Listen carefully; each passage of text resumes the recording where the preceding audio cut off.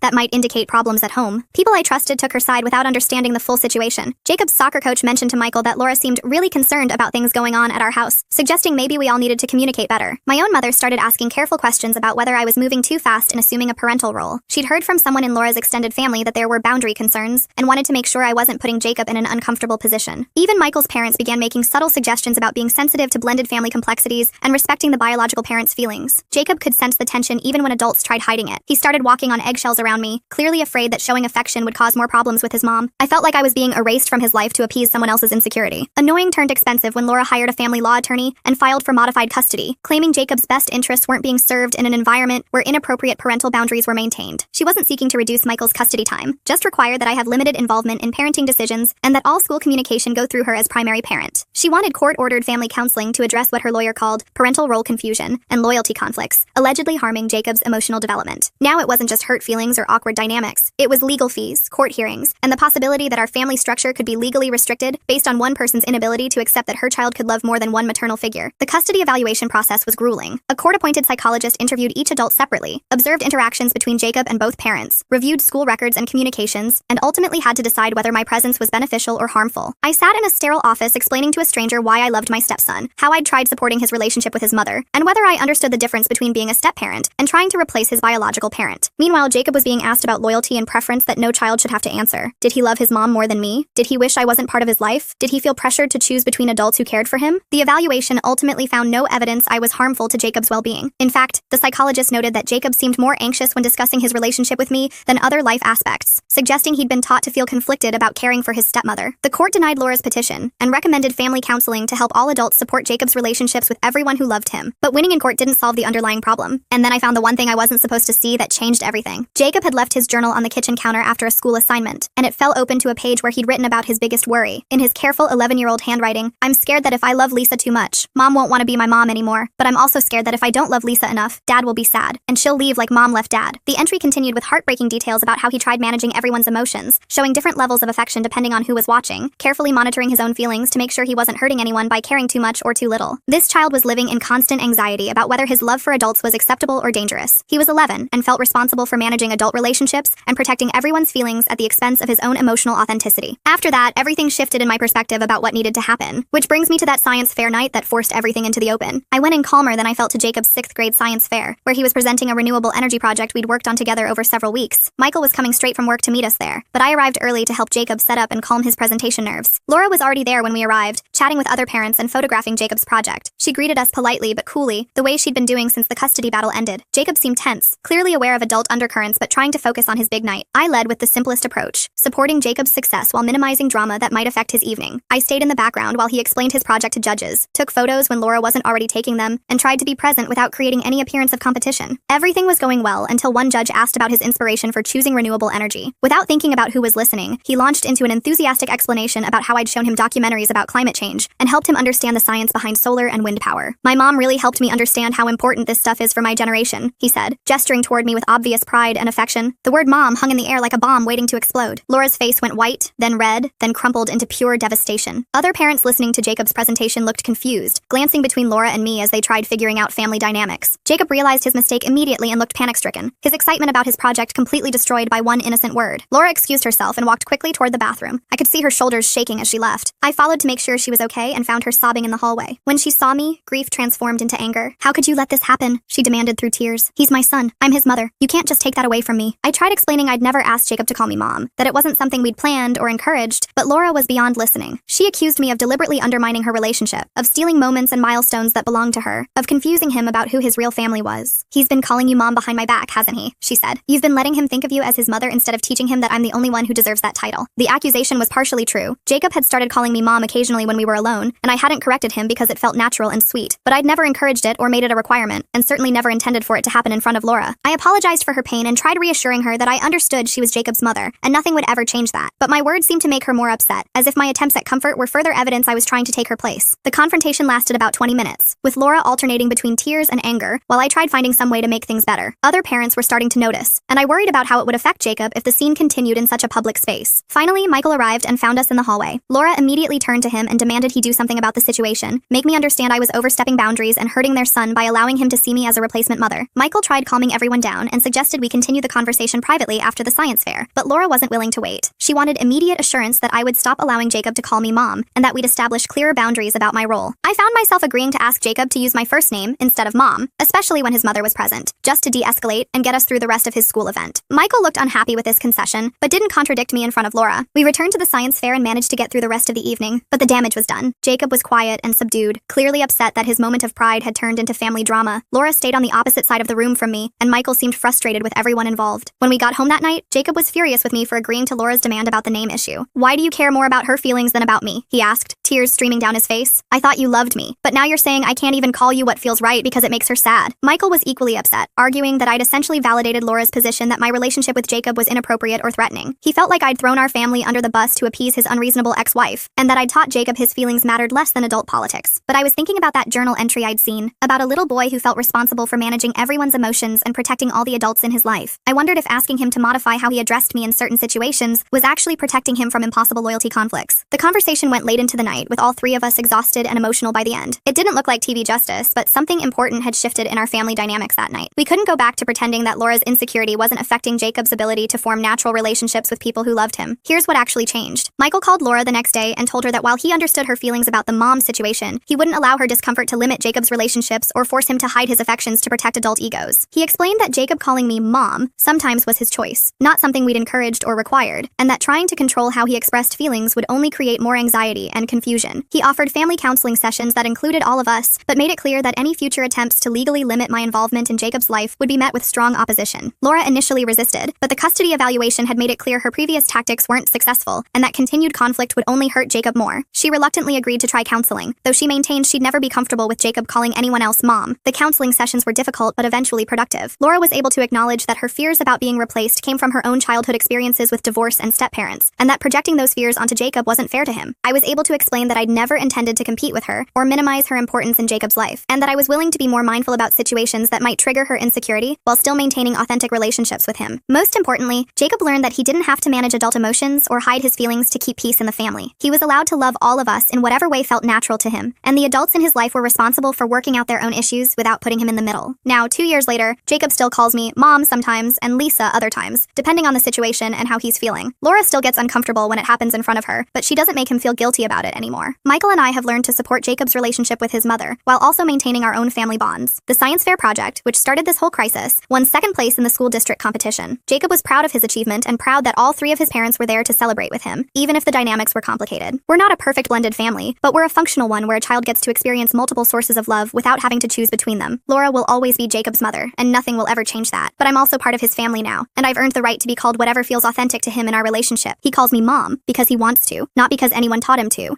Thanks for watching. Don't forget to subscribe, like, and drop your favorite part in the comments. See you in the next one.